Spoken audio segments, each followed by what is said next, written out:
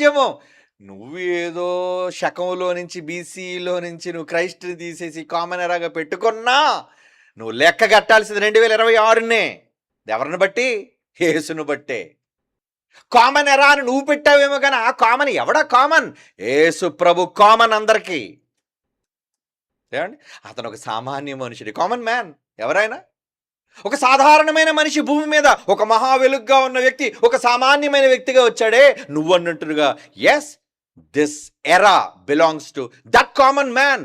ఆ సామాన్యమైన మనిషి అని యేసు ప్రభువుకు చెందిందే ఈ కామన్ ఎరా, ఈ సామాన్య శకం. అదే క్రీస్తు శకం. నువ్వు వద్దన్నా కాదన్నా. ఏమండి? అందుకే దేవుడు భవిష్యత్తు చెప్తున్నాడు. ఇలాంటి మూర్ఖులకు సన్నాసులకు దేవుడు ఏం చెప్తున్నాడు తెలుసా? చూడండి, ఇది మీకు దేవుడు చెప్పిన ఫ్యూచర్. ఏంటి ఆ ఫ్యూచర్?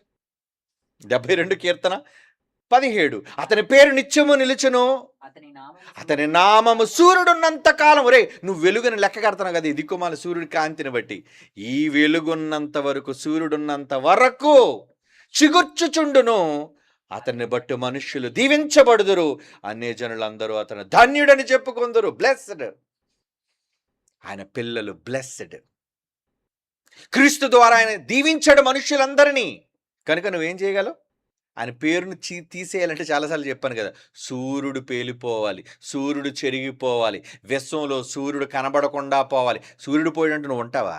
అంటే ఈ మానవ జాతి సమూలంగా నాశనమైనంత వరకు ఈ భూమి మీద చరిత్రలో యేసు పేరు నిలుచుంటుంది. రాసుకోండి. ఇది నా తండ్రి యేసు ప్రభు వారిని గురించి, దేవాది దేవుడు యేసు ప్రభు వారికి జన్మనిచ్చిన ఒక మహాశక్తి ఇచ్చిన మాట.